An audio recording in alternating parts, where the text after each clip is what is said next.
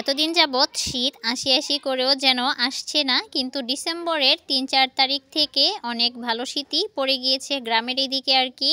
তো শহরে কেমন শীত পড়েছে সেটা তো আর বলতে পারছি না। আমি যেহেতু অনেক দিন যাবৎ গ্রামে আছি, তো মোটামুটি ভালোই শীত লাগছে।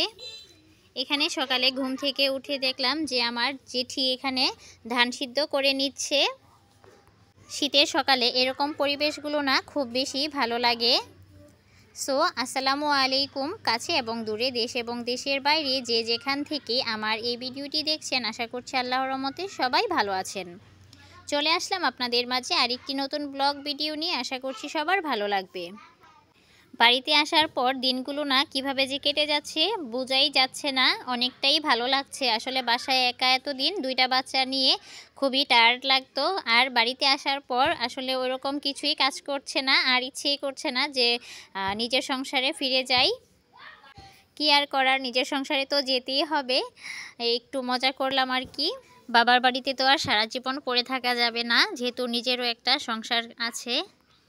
এই তো এখানে দুপুরের রান্না বান্না করে নিচ্ছিলাম। তো এখানে চিকেন রোস্ট রান্না করব।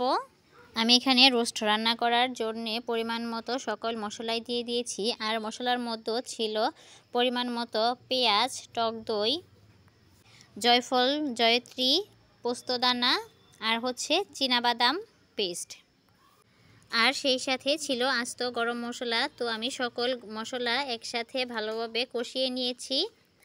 আর গুঁড়া মশলা দিয়েছি শুধু ধনিয়া এবং জিরার গুঁড়া। সমস্ত মশলাগুলো দিয়ে ভালোভাবে কষিয়ে নিয়েছি। তারপর বেজে রাখা চিকেনগুলো দিয়ে ভালোভাবে মশলার সাথে নেড়ে চেড়ে নিচ্ছি। ভালোভাবে একটু কষিয়ে নিব। ভালোভাবে কষিয়ে নিলে রান্নাটা অনেকটা বেশি মজা হয় আর কি। তো এখানে আমি ঢাকনা দিয়ে ঢেকে আস্তে আস্তে মাংসটাকে কষিয়ে নিচ্ছি। তারপর পাশের চুলা এখানে আমি পোলাও রান্না করব। তো পোলাও রান্না করার জন্য পেঁয়াজ আর আস্ত গরম মশলাগুলো ভালোভাবে একটু ভেজে তারপর আমি এখানে পোলার চালটাও দিয়ে ভালোভাবে ভেজে নিয়েছি।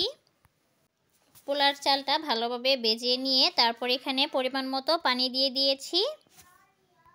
আর আজকের পোলার চালটা তেমন ভালো ছিল না, মনে হয়েছিল অনেকটা যে আমরা বউভাত রান্না করি খুদের চাল ওই রকমটা আর কি। তো যাই হোক, এখানে সেজন্য আমি এখানে পোলাও পাতা দিয়ে দিয়েছি। প্রথমে মনে ছিল না, পাতাটা দিলে পোলাও থেকে অনেক বেশি ফ্লেভার বের হয়, আর সেই জন্যে খেতেও ভালো লাগে। তো এখানে রান্নাবান্না শেষ করেই তো দুপুরের খাবার খেয়ে নিয়েছি।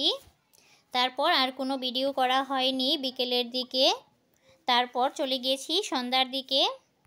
সন্ধ্যায় এখানে ফ্রোজেন কিছু পিঠা বের করে নিয়েছিলাম। তো মা এখানে পিঠাগুলো আগেই বানিয়ে ফ্রিজে রেখে দিয়েছিল। এগুলোকে আমাদের অঞ্চলে মেরা পিঠা বলা হয়। তো এখানে আমি কেটে একটু ভালোভাবে ফ্রাই প্যানে ভেজে নিয়েছি। এগুলো শুটকির বোনা কিংবা মাংসের ঝোল দিয়ে খেতে অনেক বেশি মজা লাগে। আর মেয়েদেরকে দিয়েছিলাম ডিম দিয়ে ব্রেড টোস্ট করে দিয়েছি আর কি। আর মা পাশের চুলা এখানে তেলের পিঠা বানিয়ে নিচ্ছিল। তো আজকের ভিডিওটি এখানেই শেষ করছি। পরবর্তী ভিডিও দেখার আমন্ত্রণ জানিয়ে